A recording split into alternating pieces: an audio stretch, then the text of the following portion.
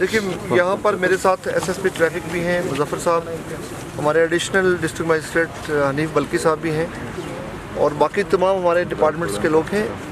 कुछ दिनों से आपने देखा होगा कि कहीं कहीं से ये आवाज़ें उठ रही हैं कि ट्रैफिक पांथा चौक में रोका गया है, उसके बाद गाड़ी चेंज करनी पड़ती है। पहली चीज़ तो मैं वाज़ेह कर दूं कि ये ऑनरेबल हाई कोर्ट का आर्डर इम्प्लीमेंट हो रहा है, जिसमें ऑनरेबल हाई कोर्ट ने ये क्लियर जजमेंट दी है बटमालू अड्डे को शिफ्ट करने के लिए और साथ ही साथ में डीकंजेस्ट करने के लिए नॉर्थ और साउथ की ट्रैफिक के लिए कट ऑफ लगाना और कट ऑफ लगाकर बाउंड्री पर उसके बाद जो इनर ट्रैफिक है, जो इनर ट्रांसपोर्ट है, इनर ट्रांसपोर्ट के लिए फैसिलिटी अवेलेबल करना, उसके लिए वो फैसिलिटीज़ अवेलेबल की गई हैं।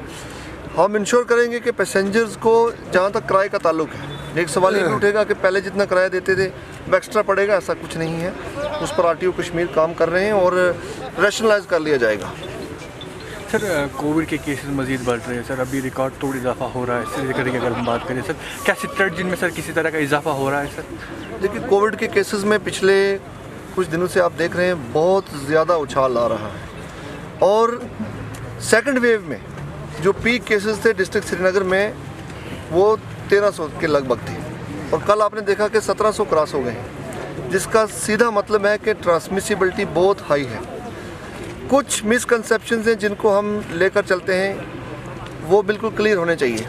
शायद हम जो कोविड की लिटरेचर फ्रीली अवेलेबल है सोशल मीडिया पर, वो पढ़कर हम में से हर कोई शख्स डॉक्टर बनने की कोशिश करता है और मेडिकल एक्सपर्ट बनने की कोशिश करता है।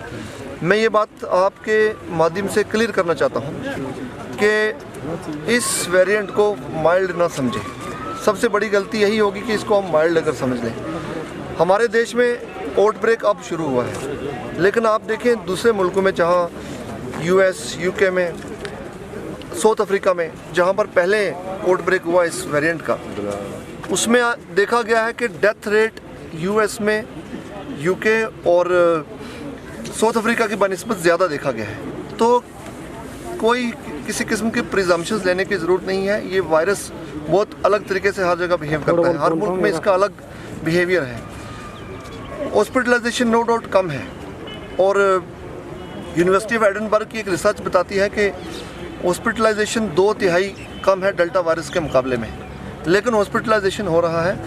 हम किसी गलतफहमी में ना रहें कि वायरस माइल्ड है या इससे ज़्यादा फ़र्क नहीं पड़ता। आप देखें